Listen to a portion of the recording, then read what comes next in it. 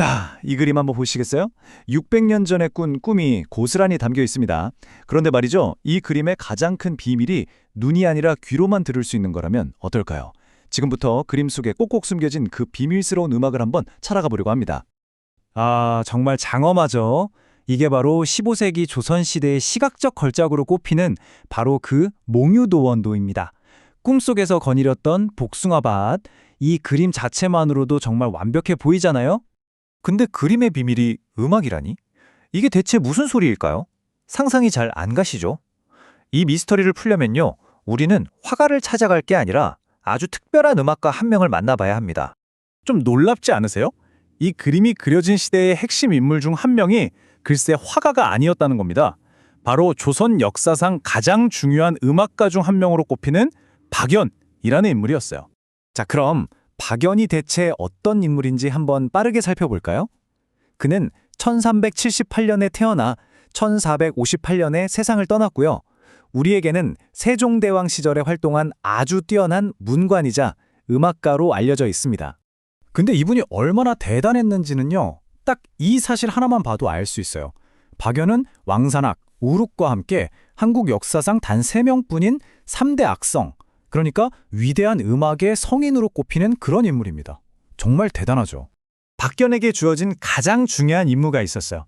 그건 바로 당시 좀 혼란스러웠던 궁중음악을 체계적으로 싹 정리하고 완벽하게 만드는 거였죠. 말하자면 모든 소리의 기준, 어떤 절대적인 기준을 세우고 싶었던 겁니다. 이 부분이 진짜 재밌는데요. 박연이 사용한 방법이 정말 놀랍고도 정밀합니다. 그는 이 음악의 음정이라는 추상적인 개념을 있잖아요.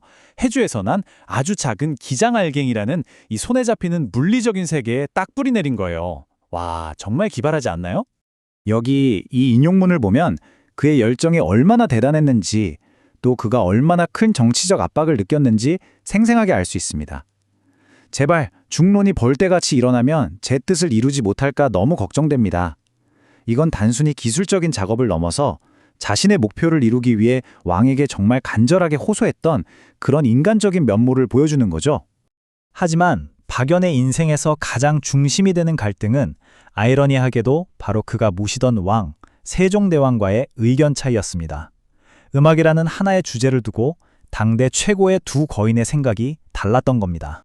자, 이 슬라이드를 보면 두 사람의 철학이 얼마나 달랐는지 명확하게 보입니다.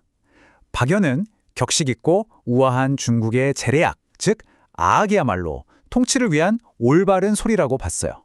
반면에 세종대왕은 아니, 우리 고유의 민속음악, 조상들의 진정한 소리인 향악을 존중해야 한다, 이렇게 믿었던 거죠. 이 팽팽한 긴장감 느껴지시나요? 자, 이제 이야기의 무대를 다시 저 아름다운 그림, 몽유도원도로 옮겨보겠습니다. 이 모든 문화적 거인들과 그들의 사상이 한자리에 모이는 장면, 한번 머릿속으로 그려보시죠. 배경은 달빛이 은은하게 비치는 정자입니다. 바로 이 그림을 그리도록 주문한 안평대군이 당대의 예술가들을 모두 불러 모았어요. 그리고 지금부터는 사료에 기반한 상상 속의 대화가 펼쳐집니다. 가장 먼저 박연의 목소리가 들려오는 것 같습니다. 전하, 음악은 나라의 기틀을 다스리는 근본입니다. 소리가 바르면 백성의 마음도 저절로 바르게 되는 법이지요. 이건 올바른 음악이 올바른 사회를 이끈다는 당시 아주 중요한 유교적 이상을 표현하고 있는 겁니다. 이 말을 들은 안평대군이 이렇게 답하지 않았을까요? 그대의 말이 물론 옳소. 하지만 음악이란 게 또 사람의 마음을 자유롭게 하는 것이기도 하지 않소? 오늘 밤 나는 이 소리 속에서 마치 또 다른 세상을 본 듯하오. 안평대군에게 음악은 자신의 그림처럼 영혼을 초월하게 만드는 예술 그 자체였던 거죠. 그러자 박연이 이 두 아이디어를 기가 막히게 하나로 묶어냅니다. 이것이야말로 바로 조화입니다. 각각의 음들이 서로 부딪히지 않고 오히려 서로를 더욱 빛나게 하는 것, 그것이 바로 음악이고 그것이 바로 정치이기로 합니다. 와, 음악, 예술, 통치가 결국 같은 이상을 향한다는 걸 이렇게 멋지게 설명하네요. 그리고 바로 이 마지막 대사가 우리가 맨 처음에 던졌던 그 미스터리를 풀어주는 열쇠가 됩니다. 나는 오늘 도원을 본 것 같소.